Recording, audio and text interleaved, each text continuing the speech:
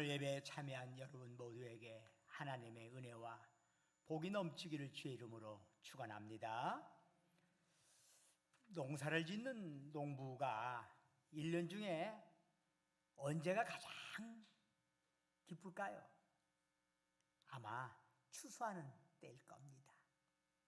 한 해의 땀과 수고가 고스란히 곡식과 과일로 나타나고 더욱이 그것이 풍성하게 될 때 힘들었던 일 눈 녹듯이 다 사라지게 됩니다. 그 기쁨, 그 행복 무엇과도 바꿀 수가 없죠.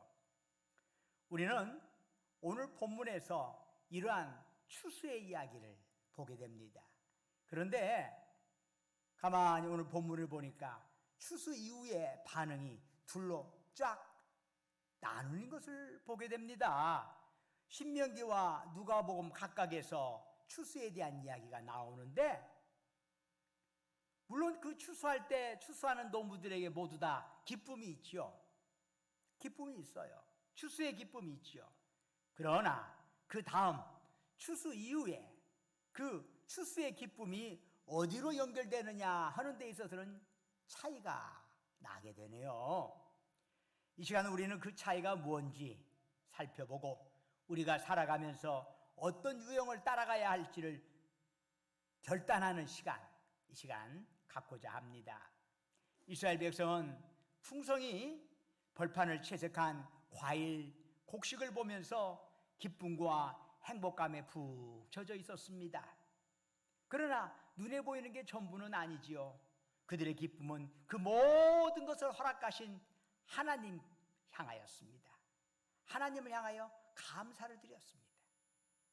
이스라엘 농부들의 이러한 감사의 표현으로 이스라엘 농부들은 수확의 첫 열매를 하나님께 바쳤습니다. 수확의 첫 열매는 농산물 전체를 대표하는 것입니다. 그 수확물에 무엇이 녹아져 있지요? 농부의 수고와 땀이 담겨져 있습니다.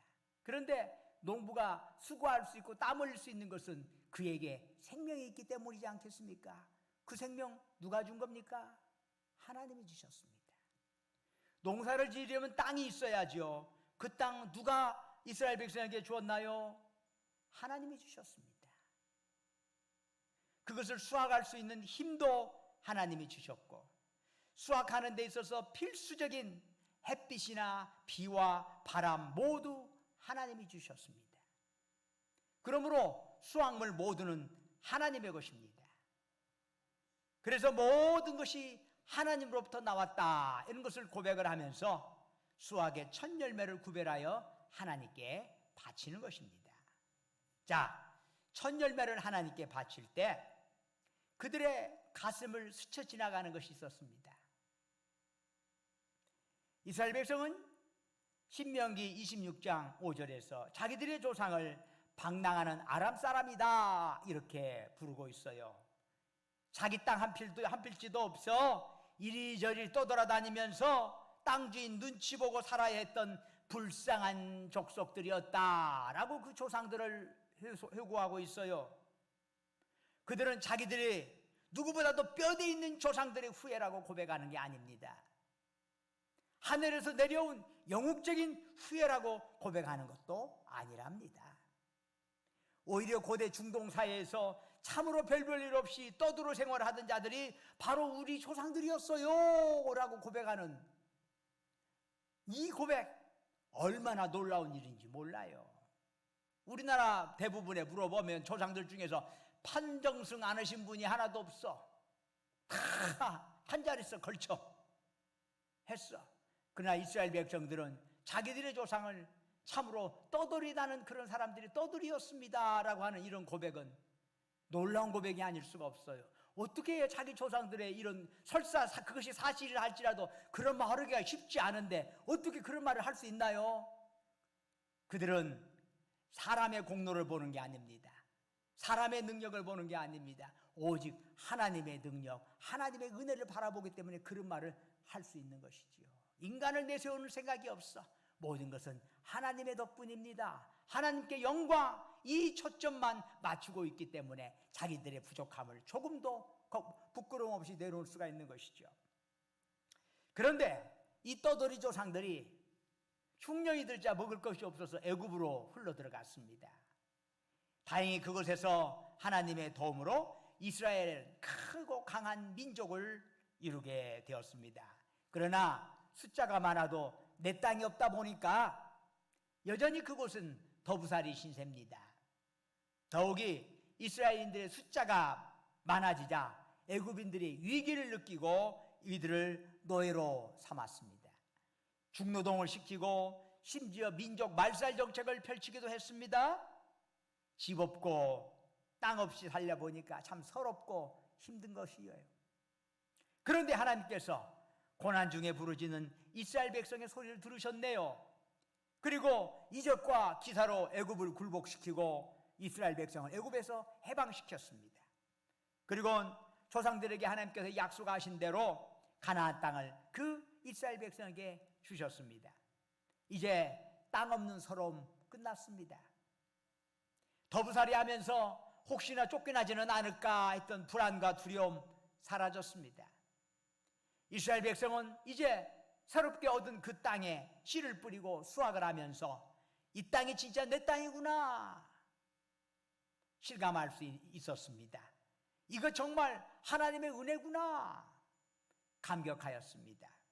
그 감격과 더불어 이스라엘 백성은 그들이 거둔 첫 열매를 하나님 앞에 가져와 바쳤습니다. 그리고 외칩니다. 여호와여, 이제 내가 주께서 내게 주신 토지 소산의 만물을 가져왔나이다. 이처럼 이스라엘 백성에 있어서의 추수의 기쁨은 그걸로 끝나는 게 아니라 반드시 감사와 연결이 되었습니다. 그 감사는 풍성한 수확물 때문에 오는 건 아니지요. 무엇보다도 그들에게 입에 하나님께서 부어주신 하나님의 그 은혜, 그것에 고마운 거예요. 그 백성을 억압과 공궁에서 해방하여 젖과 꿀이 흐르는 땅으로 인도하신 그 하나님, 그것 때문에 진정 감사한 마음으로 하나님께 헌물을 하는 겁니다. 그런데 그것만이 전부가 아닙니다. 신명기 26장 11절을 보니까 이런 말씀이 있네요. 네 하나님 여호와께서 너와 네 집에 주신 모든 복으로 말미암아 너는 레인과 너희 가운데 거류하는 객과 함께 즐거워할지니라. 무슨 얘기예요? 하나님으로부터 받은 복, 이웃과 함께 나누라는 말씀이에요. 당시에 레인, 거류민들, 이들은 어떤 사람들이에요? 이들의 공통분모가 있어요. 레인이나 거류민들과 생업 기반이 되는 땅을 소유하지 못한 자들. 이들은 고대에 있어서 땅을 소유한다는 건 생명과 같은 거예요. 근데 땅을 이들은 소유할 수 없어요. 바로 이런 자들과 함께 내가 받은 복을 함께 나누어 주며 즐거워하라는 얘기예요. 즉 신명기가 우리에게 주는 교훈은 추수의 기쁨은 무엇보다도 하나님을 향한 헌물, 그리고 이웃과의 나눔, 이렇게 이어져야 한다는 것입니다. 이제 우리는 누가복음을 통해서 신명기와는 또 다른 추수의 반응을 보게 됩니다. 한 부자가 나옵니다. 많은 밭을 경작하는 농부인데 그의 풍년이 들어서 소출이 예년을 훨씬 웃돌았어. 농부는 수확물을 바라보면서 너무나 즐거운 거예요. 그런데 한 걱정이 생겼어. 여러분, 재산이 없어도 걱정이지만 재산이 많아도 걱정이에요. 이 농부의 걱정은 뭐예요? 이렇게 많이 거둬들이는 곡식을 쌓아둘 곳이 없는 거예요. 너무나 많아가지고. 그래서 어떻게 해요? 기존에 있던 곡간 헐어버리고 더 큰 곡간을 짓기로 결정을 했습니다. 곡간을 다 지은 다음 수확물을 가득가득 쌓은 것을 보니까 그렇게 마음이 여유롭고 편안하고 좋을 수가 없어요. 그러면서 그는 이렇게 중얼거리네요. 내 영혼아, 여러 해 쓸 물건을 많이 쌓아두었으니 평안히 쉬고 먹고 마시고 즐거워하자. 그런데 그것을 보신 하나님께서 농부를 향하여 뭐라고 말씀하세요? 어리석은 자야. 여러분, 하나님이 이 농부를 왜 어리석은 자라 이렇게 말씀하셨을까요? 어찌 보면 여러분 생각해 보세요. 참 부러운 사람 아닌가요? 수학이 많아서 몇 년 동안 일하지 않아도 넉넉히 살 수 있게 되었습니다. 놀고 먹고 마음껏 여행하고 자기 하고 싶은 거 다 하면서 살 수 있게 되었으니 뭐 이 얼마나 부러운 일이요. 그렇다고 이 사람이 뭐 나쁜 짓에서 재물 모은 것도 아니요. 아마 부모로부터 상속을 많이 받았거나 아니면 열심히 일해가지고 재물을 모았을 겁니다. 여러분, 우리도 다 그렇게 살고 싶어서 열심히 노력하는 거 아닙니까? 곡간 짓는 일, 농부에게는 너무나 당연한 일입니다. 어떤 농부도 곡간 좀 새롭게 늘렸다고 해가지고 사회의 지탄을 받거나 감옥에 들어가지 않습니다. 도덕적으로 정죄당하는 일 없습니다. 그런데 하나님은 그런 자를 왜 어리석은 자다라고 말씀하셨냐 이 말이에요. 우리가 보면 부러운 사람이구만. 뭐가 왜? 이걸 잘 알아야 해요. 이걸 왜? 성경은 부 자체를 죄라고 한 적이 없어요. 아브라함 부자였어요. 자기 밑에 300여 명의 가소를 데리고 있을 정도로 부자였어요. 야곱 하나님의 은혜로 부자가 된 사람이에요. 신명기 28장 11절에서도 하나님께서 복을 주시니 토지의 소산이 많게 될 것이다 라고 말씀합니다. 오늘 비유에 나오는 농부 재물을 많이 소유했어요. 재물 많이 소유했다고 책망받는 게 아니에요. 열심히 일해서 사업 잘 되어서 돈 많이 번다면요, 그 얼마나 좋은 일입니까? 그렇다면 이 사람의 문제는 무엇이요? 뭐가 문제예요? 그것은 자기의 영혼이 자기의 것이 아니라는 사실을 잊어버리며 산 것이 문제예요.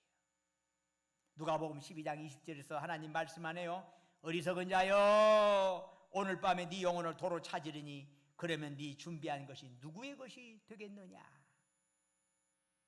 풍성한 소출 보면서 농부는 아주 흡족했습니다. 기쁨이 가득했습니다. 이젠 되었어. 이젠 평안히 쉬고 먹고 마시고 즐거워할 수 있겠어. 그런데 바로 그날 밤 하나님이 그 농부의 영혼을 도로 찾으실 것이라고 합니다. 여기서 도로 찾으신다는 건 뭐예요? 원래 우리의 영혼, 우리의 생명은 하나님으로부터 왔음을 전제하는 것입니다. 하나님 우리한테 먼저 주셨고 그러니까 도로 가져가시는 것이에요. 본래부터 그것은 우리의 것이 아니요, 내 영혼은 내 것이 아니요, 내 생명 내 것이 아니요, 하나님이 우리에게 주신 것이지. 그건 하나님의 것이요. 지금 우리는 하나님이 빌려주신 그 생명으로 살아가고 있는 것이지. 내 것도 아닌데 내가 그것을 누리면서 사는 자를 뭐라고 그래요? 청지기라고 그래요. 청지기. 여러분, 청지기를 보면은 요셉이 보디발의 청지기였습니다. 그는 주인의 재산을 하도 성실하게 잘하니까 마음대로 할 수 있는 권한이 부여받았습니다. 그러나 그렇게 해서 재산을 아무리 많이 늘렸어도 그것은 한 푼도 요셉의 것은 아닙니다. 청지기는 다만 살아있는 동안 그 집 주인이 허락한 삶을 누리며 사는 건 그걸로 족한 것입니다. 사실 우리 인생은 다 청지기입니다. 하나님께서 모든 것을 우리에게 주셔서 누리게 하셨지요. 그러나 어느 것 하나 내 것이 없습니다. 태어날 때 가지고 온 것 없고 떠날 때 가지고 갈 것 없습니다. 그러므로 우리가 죽게 될 때 입을 수의에는 호주머니가 없습니다. 가지고 갈 것이 없기 때문입니다. 하나님께서 오늘이라도 내 영혼 도로 찾아가시면 이제까지 내 것인 줄 알았던 재물, 지식, 자리 다 내려놓고 하나님께로 갈 수밖에 없습니다. 그러나 부유한 농부는 너무나 당연한 이 진리를 놓치고 사는 거예요. 그러기에 그에게 추수의 기쁨은 있었지만 추수의 기쁨은 오직 소출을 쌓을 만한 곡간으로 나아가는 것 외에는 다른 것이 없어. 그에게는 하나님을 향한 감사가 없었어요. 하나님의 구원에 대한 감사, 풍성한 수확을 이루게 해주신 하나님에 대한 감사가 없어요. 또 이웃과 함께 나누며 즐거워할 것이 없어요. 그에게서의 복은 뭐요? 내가 번 것 내 마음대로 내가 알아서 할 거요. 그에게서의 복은 그게 전부예요. 오히려 복이라고 하는 게 감사를 통해서 그 기쁨이 하나님께 이어지고 이웃과의 나눔을 통해서 참으로 그들의 웃음과 그들의 감사 속에 더욱 아름다운 복이 확장되어 간다는 것을 이 사람은 몰랐어요. 그게 진정한 복이라는 걸 몰라요. 그런 점에서 그는 어리석은 자다 이렇게 말할 수 있는 것입니다. 우리 안에 욕심이 들어서면 만족함이 없어집니다. 하나님이 주신 것을 누리기보다 먼저 소유하려는 경향이 돼요. 욕심은 소유하는 욕심을 우리 마음을 부추겨. 그래서 내게 정작 필요한 것보다도 더 많은 것을 쌓아놓아야만 그때서 안심이 돼.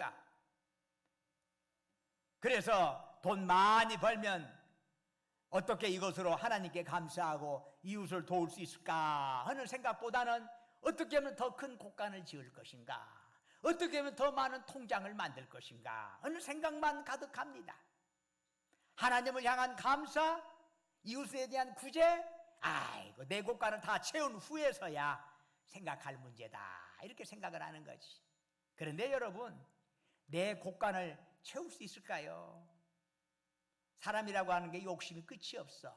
곳간을 지었어. 그리고 그거 채웠어. 그런데 더 많이 곳간이 작네요. 그럼 어떻게 해요? 곳간을 새로 지어. 새로 지면 다시금 소출이 옛날 같지 않아. 아직은 빈자리가 있어. 그래서 아직은 저거 채워야 또 감사할 수 있지. 그래서 채워졌어. 그러면 더 큰 곳간을 짓고 아직도 좀 빈자리가 있어. 인간의 탐심은 만족함이 없어. 그래서 지금 감사하지 못하면 나중에도 감사 못하는 법이야. 감사라는 건 항상 우리의 욕심이 있는 한 제대로 된 감사를 못하지. 결국 그러다 보면 하나님의 사랑은 차치하고라도 이웃사랑을 실천할 시간과 에너지조차 남지 않게 되지요. 더 나아가 하나님도 이웃도 내 욕심 채우기 위한 수단으로 변질되고 맙니다. 누가복음 12장 21절에서 주님은 이런 자들을 뭐라고 해요? 하나님께 대하여 부요하지 못한 자. 그렇다면 어떤 자가 하나님께 대하여 부요한 자입니까? 나에게 주어진 소유를 다른 사람께 나누면서 함께 즐기는 자가 하나님께 대하여 부요한 자입니다. 하나님께 대하여 억만금을 헌금한 자가 하나님께 부요한 자가 아니라, 교회에다가 헌금 많이 해야 하나님께 부요한 자가 아니라, 다른 내게 있는 소유를 다른 사람과 나눔으로써 함께 그것을 즐거워할 수 있는 자가 진정 부유한 자야. 성경은 분명히 그렇게 나와 있어. 성경 제대로 읽어야 해요. 자, 그런데 주님께서 이 비유를 말씀하시게 된 동기가 있어요. 어떤 동기가 있었어요? 예수님께서 말씀을 가르치고 계시는데 한 사람이 나와서 예수님께 말을 걸었어. 선생님, 내 형을 명하여 유산을 나와 나누게 해주십시오. 아마 이 사람은 자신에게 돌아올 유산의 지분을 형에게 빼앗긴 것 같습니다. 그래서 이 불만을 품은 동생이 예수님 찾아와서 예수님이 권위가 있으니까 형을 좀 설득시켜가지고 동생에게 유산 나눠주도록 좀 이렇게 도와주십시오. 그런데 예수님께서 그 요청을 거절하셨네요.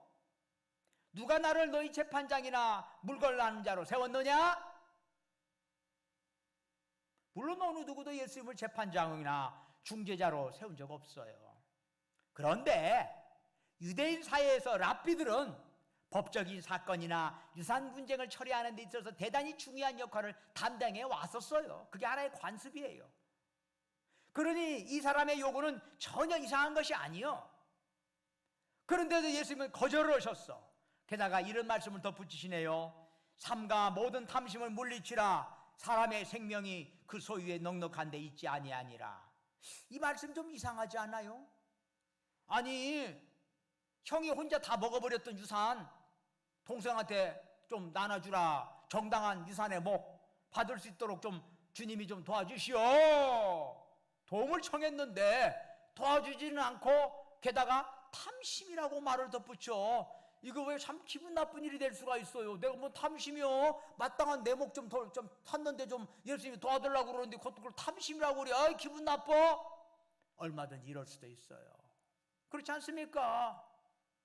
없는 돈, 남의 돈 내놓으라는 게 아니라 내 돈 내한테 좀 돌아올 수 있도록 해달라고 부탁이 뭔 탐심이야, 탐심은?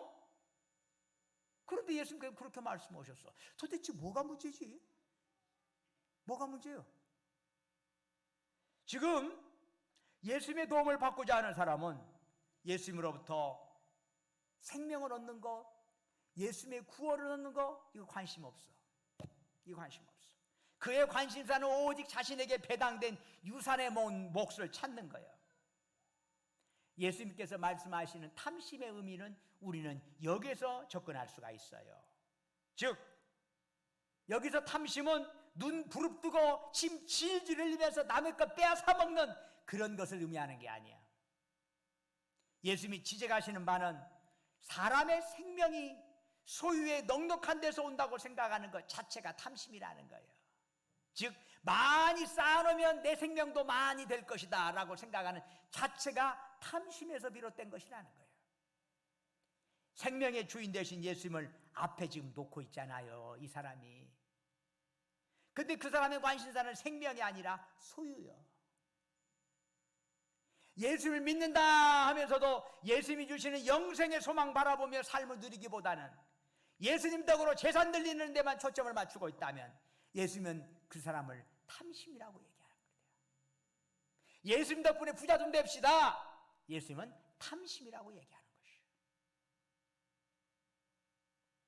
고린도후서 9장 10절을 봅니까? 하나님께서는 농부에게 씨와 먹을 양식을 주신다 했습니다. 여러분, 농부가 자기가 수확했다고 그거 다 먹을 수 있는 거 아니랍니다. 소출 중 일부는 절대 먹어서는 안 되고 밭으로 돌려줘야 할 것이 있어요. 제가 이제 시골에 살았기 때문에 시골에서 감자를 많이 심어봐서 알아. 여러분, 하지 감자 이렇게 딱 걷어들고 나서 그 전부 다 쪄먹는 거 아닙니다. 씨감자로 남겨놓을 것이 있어.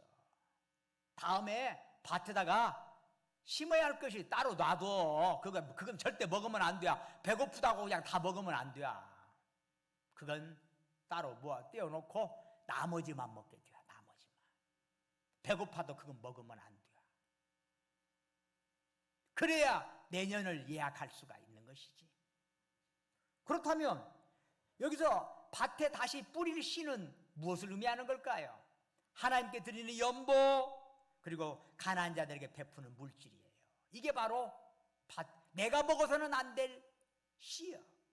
내게 있다고 내 마음대로 할 수 있는 게 아니라는 얘기죠. 내 소유에는 반드시 하나님과 이웃에게 주어야 할 몫이 함께 들어있는 거예요. 이거 잊어버리면은 안 돼요. 하나님께 헌금하고 이웃을 돕는 것은 믿는 자들에게 있어서 선택이 아니에요. 하나님께서 우리한테 이렇게 주신 것은 우리로 하여금 하나님께 헌물하고 이웃을 도우라고 주신 것이요. 그만큼은. 근데 그것을 안 도와? 하나님 거 도둑질한 것이 그게 바로 하나님 도둑질하는 것이에요. 반드시 이것은 오늘날 자본주의 사회들은 다 개인의 사유재산이 강하게 강조되잖아요. 내 것이 강조되다 보니까 마치 내 것 갖고 인심 쓰는 것처럼 하는데, 성경에 보면 그게 내 것이 내가 먹을 수 있는 게 아니야. 하나님이 나한테 맡겨놓은 거예요. 어떻게 하라고? 하나님께 헌물하고 이웃을 도우라고. 이것은 선택의 문제가 아니라 필수사항이야. 그런데 그것을 이행함에 있어서 주님이 주신 규칙이 있네요. 고린도서 9장 7절을 보니까 인색함으로나 억지로 하지 말지니 하나님은 즐겨내는 자를 사랑하시느니라. 또한 하나님과 이웃을 향한 물질의 의무를 잘 감당하는 자에게 주님께서 약속하신 게 있네요.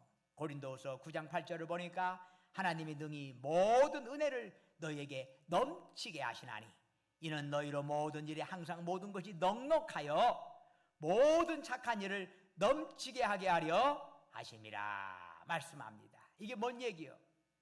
하나님께서 우리에게 풍성한 열매를 주셨어. 하나님 감사합니다. 너무나 고맙고 감사합니다. 이것 가지고 하나님께 감사를 했어. 그리고 이웃들, 어려운 이웃들에게 그걸 베푸면서 함께 기뻐했어. 그랬더니 이것을 보시고 하나님께서 어떻게 생각하시오? 이걸 줬더니 제대로 쓸 줄 아는구만. 제대로 쓸 줄 알아. 그래서 더 착한 일을 많이 하라고 더 많이 부어주신다, 이 말이에요. 이 모든 것이 넉넉하여 모든 착한 일을 넘치게 하려 하십니다. 착한 일 많이 하라고. 돈 쓸 줄 아는 것만 더 주는 것이야. 그런데 줬더니 지목공 채우는 데만 열받고 좋은 자 누리는 데만 닿으면 아직 돈 쓸 줄 모르는 것만 더 주면 안 되겠어. 더 주었다간 타락하겠어. 딱 멈추는 것이요.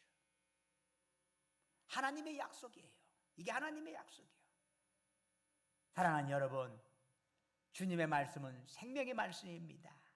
아멘하고 순종하는 여러분에게 이러한 복된 일이 더욱 많아지기를 주의 이름으로 축원합니다.